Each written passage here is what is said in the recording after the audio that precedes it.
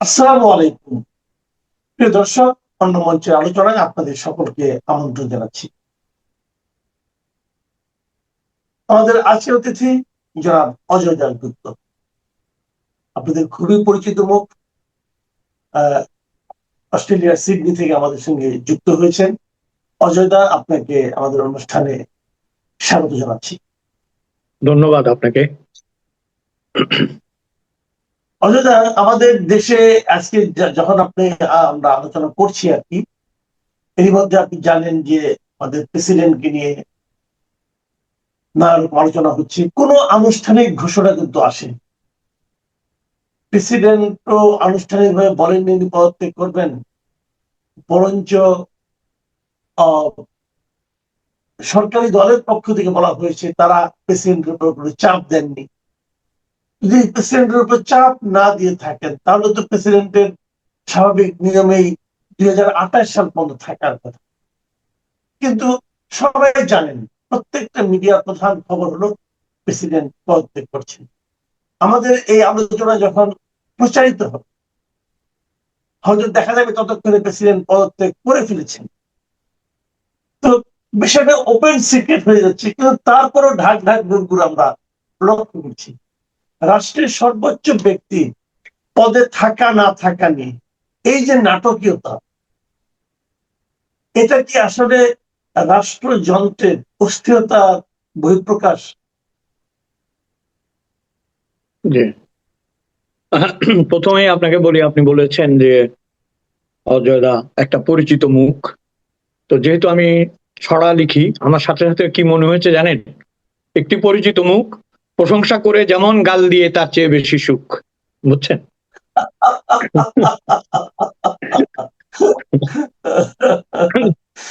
এখন শাহাবুদ্দিন চুপ্পুর একটু সিরিয়াস কথায় ফিরে আসি। সেটা হচ্ছে, উনি আমাদের রাষ্ট্রপতি।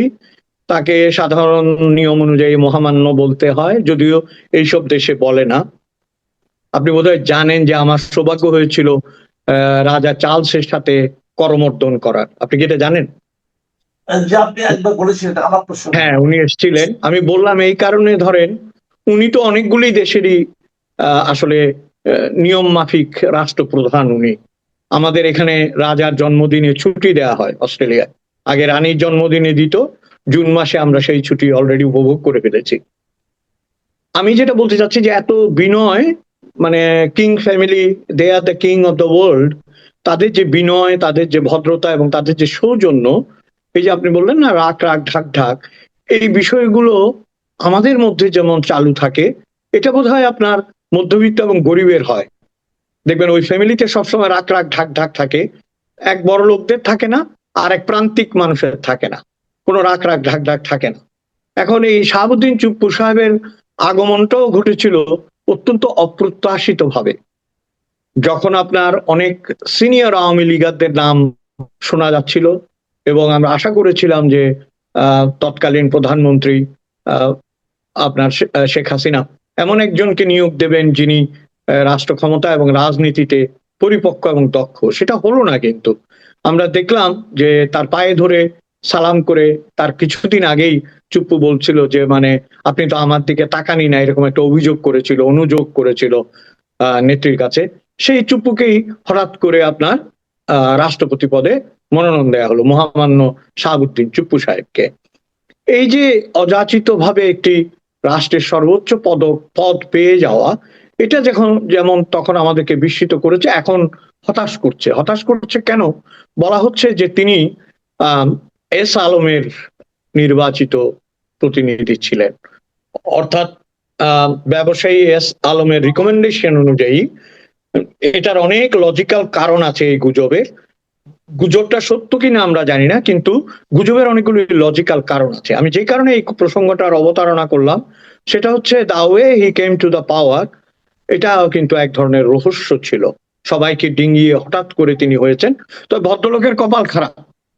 ভদ্রলোক ক্ষমতা নেওয়ার পরপরই আমাদের দেশে এমন একটা ঘটনা ঘটে গেল, গণ অভ্যুত্থান, বিপ্লব, প্রতি বিপ্লব, কিংবা নাটক, কিংবা ডিপ স্টেট, যে নামেই আপনি আখ্যায়িত করেন না কেন, সেটা কমপ্লিটলি তার বিরুদ্ধে চলে গেল।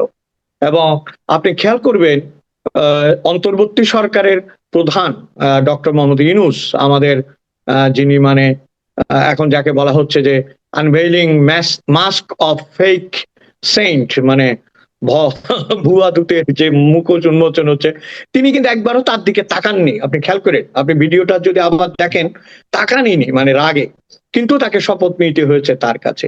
তারপর যখন নির্বাচন হলো, নির্বাচনটা ডেফিনেটলি আওয়ামী লীগের গত 2-3 বারের নির্বাচনের চাইতে অনেক অনেক ফেয়ার এবং জনপ্রতিনিধিত্বমূলক ছিল, এবং মানুষ এই নির্বাচনটা চেয়েছিল যে আমি অন্তত ভোটটা যেন দিতে পারি। যারা ভয়ে দিতে পারে নাই, হতাশায় দিতে পারে নাই, কিংবা কোনো কারণে বর্জন করেছে, তারা ছাড়া সিংহভাগ মানুষ কিন্তু এই ভোটে অংশগ্রহণ করেছিল। সেই ভোটে যারা নির্বাচিত হয়ে আজকে রাষ্ট্র ক্ষমতায় আছেন, বিরোধী দলে আছেন, তাদেরও কিন্তু শপথ নিতে হয়েছে এই রাষ্ট্রপতির মাধ্যমে, বিশেষ করে সরকারকে এই রাষ্ট্রপতির মাধ্যমে শপথ নিতে হয়েছে। সো আলংকরিক অর্থে তিনি আমাদের রাষ্ট্রপতি। এখন একজন রাষ্ট্রপতি স্বাস্থ্যগত কারণে চলে যাবে, সেই স্বাস্থ্যের খবর তিনি জানানোর আগে মিডিয়া জেনে যায়। এইটা কেমন হয়ে গেল না? যে মানে আমি অসুস্থ হলাম, হ্যাঁ, আমার পত্নী বা পরিবার জানার আগে আপনি জেনে গেছেন। তো আপনি এটা জেনে গেলেন কিভাবে? এবং দেশের শীর্ষ মিডিয়া যেগুলিকে আমরা বলি, যেমন ধরেন রাষ্ট্রপতি অভিযোগ করেছেন ডেইলি স্টার সম্পর্কে যে না জেনে তারা এরকম একটা নিউজ করেছে। কোন নিউজটা?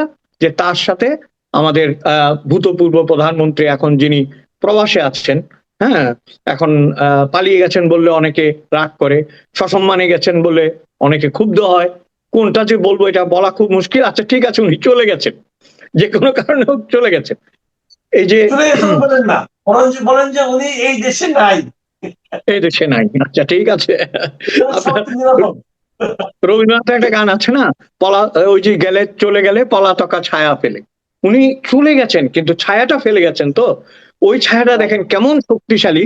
বলা হচ্ছে যে উনার সাথে আলাপ হয়েছে, উনি যখন বিদেশে গেছেন, আমাদের মহামান্য রাষ্ট্রপতি, উনার সাথে আলাপ হয়েছে। এই আলাপের পরে খুব স্বাভাবিকভাবেই তাকে আর এই পদে রাখা যাচ্ছে না। এই যে এই পদে রাখা যাচ্ছে না, সেটার সাথে শারীরিক অসুস্থতাটা যোগ করে দেওয়া হয়েছে। এখন দেখেন, রাষ্ট্রপতি, আপনি যেটা শুরুতে বলেছেন আলংকরিক পদ, আসলে রাষ্ট্রপতির কবর জিয়ারত করা আমাদের দেশে, বিভিন্ন অনুষ্ঠানে গিয়ে প্রধান অতিথি হওয়া, যেমন ধরেন বিশ্ব তামাক দিবস, কেউ জানে না কিন্তু যে বেটা তামাক বানায় ও জানে না যে এটা বিশ্ব তামাক দিবস। ওই দিন তিনি একটা বিবৃতি দেন, হয়তো তিনি তখন জর্দা খান, পান দিয়ে জর্দা খাইতে খাইতে লেখেন যে তামাক খুব খারাপ জিনিস, ওনার সেক্রেটারি এটা লেখে, তোমরা আর তামাক সেবন করবে না। এইরকম বিবৃতি বাণীগুলি আমাদের, যেগুলিকে আমি ব্যক্তিগতভাবে বলি মেহেরবানি, মানে উনি তো আর বাণী দেন না, এটা মেহেরবানি করে অন্য সেক্রেটারিরা লিখে দেয়, ওই বাণীগুলি দেন। আপনার মনে আছে আমাদের দেশে একজন রাষ্ট্রপতি ছিলেন মাহমুদুল্লাহ, বঙ্গবন্ধু তাকে বানিয়েছিলেন, ফেনীর মানুষ। এই ভদ্রলোক রাষ্ট্রপতি থেকে যখন চলে গেলেন, খুব আশ্চর্যজনক ভাবে বিএনপির এমপি হিসাবে ফিরে এলেন, সাধারণ একজন সাংসদ হিসেবে তিনি ফিরে এসেছিলেন। এটা মানে ওই বয়সে আমাদেরকে স্তম্ভিত করেছিল। আপনি you are the top of the crown, আপনি এরপরে গিয়ে ফরাসে লুটিয়ে পড়ছেন, মেঝেতে লুটিয়ে পড়ছেন। এইটা তো আমরা রাষ্ট্রপতির কাছ থেকে আশা করি না বা করিনি। তো যাই হোক, আমাদের দুর্ভাগ্য। এখন দেখেন এই ভদ্রলোক নানা কারণে বিপদগ্রস্ত ছিলেন, আশঙ্কাগ্রস্ত ছিলেন, তার চেহারাতেও সেটা আমরা দেখেছি, এবং বিভিন্ন সময় তিনি নিখোঁজ ছিলেন, তার কোনো খবর পাওয়া যেত না। এবং তিনি নিজে দুঃখ করে বলেছেন তার কথা কেউ শুনতো না, তার কাছে কেউ আসতো না, তাকে কোনো ইনফরমেশন দিত না, তার কাছে কোনো ফাইল যেত না। এইরকম একজন আপনার কি বলে যে অথর্ব রাষ্ট্রপতি হওয়ার চাইতে আপনার শারীরিক কারণে চলে যাওয়াটা আমার মনে হয় মঙ্গলের, 1 নাম্বার।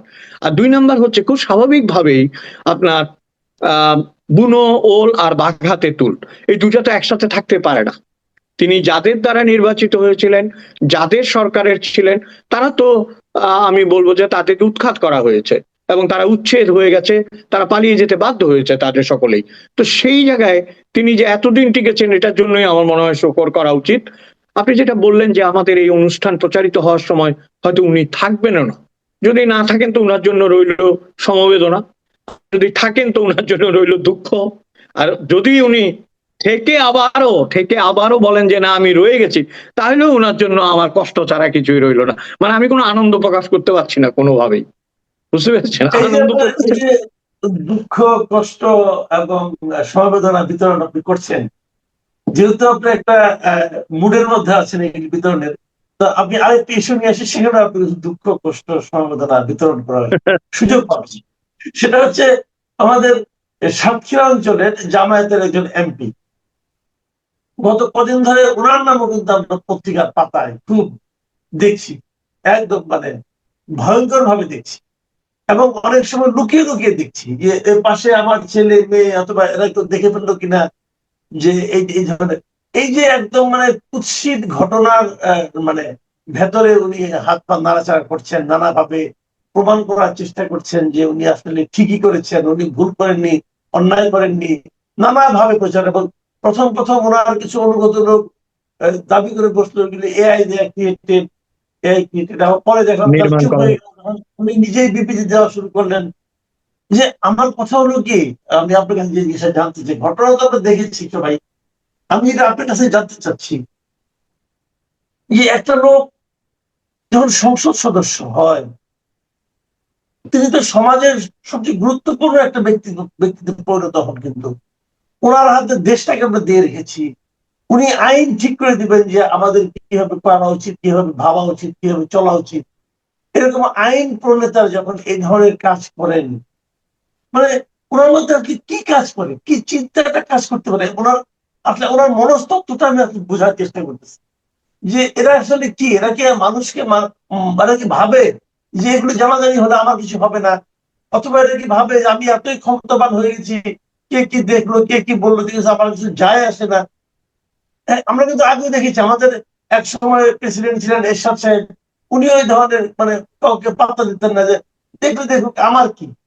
তো নাকি মানে এদের মনস্তত্ত্বটাকে আপনি কখনো মানে বোঝার চেষ্টা করেছেন? দেখেন, কেন এটা তো আপনি ফ্রয়েডের কাছে নিয়ে যাচ্ছেন। সেগমন্ড ফ্রয়েডের কাছে আমাকে হাত পাততে হবে। এটা তো ফ্রয়েডীয় মনস্তত্ত্ব আছে, আপনি তো জানেন এটা, যে ফ্রয়েডের মনস্তত্ত্ব কিন্তু সাংঘাতিক। ফ্রয়েড যেটা বলছে যে পুরুষ কিন্তু একেবারে শেষ বয়সে এসেও কামুক হতে পারে। আমরা যদি ওই বিষয়টা নিয়ে আলোচনা করতে পারি, এবং পৃথিবীতে অনেক ঘটনা আছে, ধরেন যৌনতার কথা যদি আমরা বলি, যৌনতা তো একটা বিজ্ঞান, এবং আপনার এটা একটা ultimate source of enjoy and আমি বলবো এন্টারটেইনমেন্ট ফর দ্য পিপল। এটা তো পৃথিবীর একেবারে যদি প্রাগ ঐতিহাসিক আপনি যুগে যান, যে মানুষ সৃষ্টির এই আকাঙ্ক্ষা না থাকলে তো আদম আর ইভ নেমে আসতেন না, এবং এই কাজও হতো না, আমরাও আসতাম না। এগুলো তো স্বাভাবিক প্রক্রিয়া। কিন্তু মুশকিল হচ্ছে আপনি যেটা বললেন যে একজন মানুষকে সংসদ সদস্য বানানো হয়েছে, এমপি বানানো হয়েছে, অর্থাৎ জনপ্রতিনিধি নির্বাচিত হয়েছেন। এখানে একটা কথা একটু বলতে চাচ্ছি তার আগে, সেটা হচ্ছে ধরেন আমাদের আহ জাতির বঙ্গবন্ধু শেখ মুজিবুর রহমান, তাজউদ্দিন আহমেদ সাহেব, চার নেতা, রাষ্ট্রপতি জিয়াউর রহমান সাহেব, এই আমলগুলো, তারপর ধরেন মতিয়া চৌধুরী। এখানে মতিয়া চৌধুরীর কথা যখন এসছে, আপনাকে বলি, একবার বজলু ভাইয়ের সাথে অনেক আড্ডা দেওয়ার সুযোগ হয়েছিল সংবাদ অফিসে। তো তাদের যে সন্তান নেই এটা নিয়ে কথা বলার সময় উনি ঠাট্টা করে বলছিলেন, বলে তোমার ভাবি যে পরিমাণ জেলে থাকে, আমাদের আর বাচ্চা হবে কি করে, এভাবে দুষ্টামি করে উনি বলছিলেন। হ্যাঁ, বলে ও তো কয়দিন পর পরই কারাগারে যায়, তো আমাদের আর সন্তান হবে কি করে। দেখেন, কথাটার মধ্যে কিন্তু একটা চরম সত্য লুকায়িত আছে, যে আপনি জনপ্রতিনিধি, আপনি স্যাক্রিফাইস করেছেন। শুধু উনি স্যাক্রিফাইস করেননি, ওনার হাজবেন্ডও স্যাক্রিফাইস করেছেন। হ্যাঁ, তা বজলুর রহমান যে পরিমাণ সুপুরুষ ছিলেন, যে খ্যাতি ছিলেন, হ্যাঁ, নারীরা তো তার কাছে আসারই কথা, কিন্তু এটা তো জানবার কথা নয়। আমি একটা কথা বলি আপনাকে, মৌমাছি আর মাছির মধ্যে একটা তফাৎ আছে। মৌমাছি ঘুরে ঘুরে কিন্তু ফুলে যায়, ফুলের থেকে ফুলে, ফুলের থেকে ফুলে যায়, এই জন্য মৌমাছিকে মানুষ কিন্তু নিন্দা করে না। আর মাছি কি করে, ঘুরে ঘুরে খালি নিষ্ঠায় যায়, পাঁকের মধ্যে যায়, গোবরের মধ্যে যায়, গুয়ের মধ্যে যায়। এই জন্য মানুষ মাছিকে নিন্দা করে, মাছিকে পছন্দ করে না। এই এমপি সাহেব যেটা করেছেন, মৌমাছি না হয়ে তিনি মাছি হয়েছেন। কারণ আপনি আপনি আপনার নানাবিধ পন্থা আছে আপনার যৌন ইচ্ছা চরিতার্থ করবার জন্য, কিন্তু আপনি এইভাবে হোটেলে গিয়ে নিজেকে, যে আপনি যেটা বললেন, যে এক ধরনের যে একটা ধারণা হয়েছে আমি নিরাপদ, বা আমি এটা করলে আমার কিছু হবে না, এই ধারণাটা সমাজ থেকে নির্মূল হতে হবে। এখন তো এআই এর যুগ, ঠিক বলা যায় না। কারো নামে দেখলাম প্রচার হচ্ছে, তারা বলেছে যে সিসিটিভি তুলে নিতে হবে। সিসিটিভি তুলে নিতে হবে কেন? হ্যাঁ, এটা তো বলেছে যে সিসিটিভি সর্বনাশ করছে, সিসিটিভি তুলে নিতে হবে। আরে ভাই, মানে সিসিটিভি তুলে নিল, আমি আকাম কুকাম করবো, এটা কেউ মানে জানতে পারবে না। হ্যাঁ, এবং এটা ক্যামেরায় ধারণ করা যাবে না। না, আমি আমি আপনাকে আরেকটা পয়েন্ট একটু বলি। দেখেন, ওনার একটা রিকমেন্ডেশনের একটা কি দেখলাম, কাগজ দেখলাম, যে ওই মেয়েটা তার মানে বায়োডাটার মধ্যে উনি জোর একটা সুপারিশ করেছেন, উনি এমপি সাহেব। মেয়েটা এসএসসি পাস, এবং উনি যখন বিয়ের দাবিটা করছেন, যে তারিখে উনি সুপারিশ করেছেন তার ঠিক 5 দিন আগে উনি বিয়ে করেছেন। তো এখানে দুটো প্রশ্ন, একটা হলো যে এই যে মেয়েটাকে চাকরির জন্য সুপারিশ করা, এটার মাধ্যমে কি মেয়েটাকে উনি এক ধরনের বাধ্য করেন? এটা কি প্রেম ছিল, এটা কি বিয়ে ছিল, এটা কি মানে ব্ল্যাকমেইল ছিল, নাকি এটা ওর অসহায়ত্বের সুযোগ নেওয়া ছিল? এই যে মানসিকতাগুলো, আপনি কি যে বলেন? শেষে যে কথাটা বলেছেন এটা কিন্তু খুবই সত্য। এরা কি আপনার ধারণা যে এরকম একটা বয়স্ক মানুষের সাথে স্বইচ্ছায় যায়? এখানে অনেকগুলো, এমনকি এমনও হতে পারে ওই মেয়েটির যারা অভিভাবক বা যারা তাকে লুক আফটার করে, তাদেরও এক ধরনের নীরব প্ররোচনা ছিল যে কাজটা করে নিয়ে আসো। এটা তো অস্বীকার করা যাবে না। এখানে আপনাকে একটা জায়গায় আসতে হবে। আমরা এই ব্যবচ্ছেদের পরিবর্তে আমরা যদি সমাজের দিকে তাকাই, আপনি দেখেন মানে এটা একটা সাংঘাতিক খারাপ জিনিস। সেটা হচ্ছে কি, যত আপনি টাইট করবেন, যত আপনি শৃঙ্খলিত করবেন, তত কিন্তু ভেতরে ভেতরে একটা বাস্ট হবে। এটা হচ্ছে তার একটা নজির, তার একটা প্রমাণ। আপনার তাকে হোটেলে নিয়ে যেতে হবে কেন? কেন তাকে হোটেলে যাচ্ছে, কেন তাকে এগুলো করছে? কারণ কি? কারণ সমাজে আপনার অবাধ যে মেলামেশা, আমি অবাধ মেলামেশা বলতে এখানে ভুল বোঝার কোনো সুযোগ নেই। অবৈধ মানে কি? অবৈধ হচ্ছে, কিন্তু অবাধ না। অবৈধটাকে আমাদের সমাজ বৈধ বলে মেনে নিতে চাচ্ছে অন্তর থেকে। আপনি দেখেন বিষয়টা কিরকম, সব বিষয়ে দেখেন যৌনতার একটা স্ফুরণ ঘটেছে হঠাৎ করে। এটাকে পারভার্সন বলা উচিত, বিকৃতি বলা উচিত। এই যে বিকৃতিটা ঘটেছে, এবং দেখেন সবগুলো মানুষ কিন্তু বেশি বয়সী মানুষ। একটা বয়সে কিন্তু মানুষের ওই যে মতি ভ্রম, এবং আপনার বলে না যে বুড়োকালে ভীমরতি, এই কথাটা তো শুধু শুধু চালু হয়নি, তাই না? এই যে ভীমরতি গুলো, এগুলোর কারণে এরা কিন্তু এই পথে পা বাড়াচ্ছে, এবং খুব রিস্কি একটা জায়গায় চলে যাচ্ছে, ঝুঁকিপূর্ণ। যে কোনো হোটেলে সিসিটিভি থাকতে পারে, যে কোনো হোটেলে মানুষ একটা, আপনি কি করে জানেন যে হোটেলে একটা হোল্ড করে রাখা হয় নাই? ওরা তো জানে যে এরকম লোক আসে, ওদের দেখার একটা টেন্ডেন্সি থাকে, হয়তো ওরা দেখে, এবং আজকাল কি করে এটা ভিডিও করে দেয়, ভিডিও করে এটা ছেড়ে দেয়। এই যে একটা বিষয়, হিতাহিত জ্ঞান শূন্য না হলে তো আপনি এই কাজটা করতে পারবেন না, তাই না? এই যে আমি যেটা বলতে চাই, সবচেয়ে যেটা আঘাত করেছে আমাকে, তরুণ তরুণীরা কি শিখছে এখান থেকে, কি শিখছে নতুন প্রজন্ম? আজকে আমি আরো একটা দেখেছি, সিলেটের কোন মন্ত্রীর ছেলে বোধহয়, বিএনপির এমপি বোধহয়, তারও দেখলাম আরেকটা এরকম জঘন্য জিনিস বেরিয়েছে। এগুলো কিন্তু বেরোতেই থাকবে যদি আপনি অবদমনটা বন্ধ না করেন। কোথায় এদের, এদের অসুস্থতা কোথায়? এদের অসুস্থতা কিন্তু পরিবারে, সমাজে, এবং সেই অসুস্থতার বিকার হিসেবে বেরিয়ে আসছে। হ্যাঁ, পরিবারকে কেউ সময় দিচ্ছে না, পরিবারে যে ভালোবাসা, সেই ভালোবাসা রক্ষণ করা যাচ্ছে না। আমাদের যাদের নাম আমি বললাম, যেসব নেতাদের, এরশাদের আগে, তাদের কি ভাই আকাঙ্ক্ষা ছিল না? তাদের কি শারীরিক সমর্থতা ছিল না? তাদের কি আপনার এই ধরনের করার সুযোগ ছিল না? কিন্তু তারা সুযোগই নেয়নি, তারা সুযোগ পায়ওনি, তারা চায়ওনি। কারণ তাদের ধ্যান জ্ঞানে আছে দেশ, তাদের ধ্যান জ্ঞানে ছিল সমাজ, তাদের ধ্যান জ্ঞানে ছিল রাজনীতি। এই কারণে তারা করেনি। আপনি যখন এই কথাটা বললেন, তখন আমি বরং এখানে একটু প্রসঙ্গ একটু চেঞ্জ করি, যে আমাদের সেই মানে নেতা যারা ছিলেন, দেশকে যারা স্বাধীনতা দিয়েছেন আমাদেরকে, ওই সময় সক্রিয় একজনের জনাব তাজউদ্দিন আহমেদের জন্মদিন মাত্রই পার হলো। আপনারও নিজের তাজউদ্দিন আহমেদ সম্পর্কে আমি যতটুকু জানি প্রচুর আগ্রহ আছে, এবং ওনাকে নিয়ে আপনি অনেক লেখালেখি করেছেন। তাজউদ্দিন আহমেদের জন্মদিন, এই লোকটার জন্য আমার মাঝে মাঝে মায়া হয়, বুঝছেন? মায়া হয় কেন? যে উনি যে দলের লোক ছিলেন, সেই দলও কিন্তু ওনাকে মানে গুরুত্ব অতটা দেয়নি। আমার কাছে সবসময় মনে হয়েছে আওয়ামী লীগের মধ্যে একটা চিন্তা ছিল যে তাজউদ্দিন আহমেদকে যদি তার যে প্রাপ্য সম্মানটা দেওয়া হয়, তাহলে বুঝি অন্য কেউ ছোট হয়ে যেতে পারে। এই একটা জুজুর ভয় তাদের মধ্যে মনে সবসময় ছিল। আমি এইটা যেটা খেয়াল করেছি। আর এখন তো আর বলাই যাবে না, কারণ স্বাধীনতা যুদ্ধ নিয়ে কিছু বললেই মানে অনেকে মনে করে যে এই তো গেল গেল।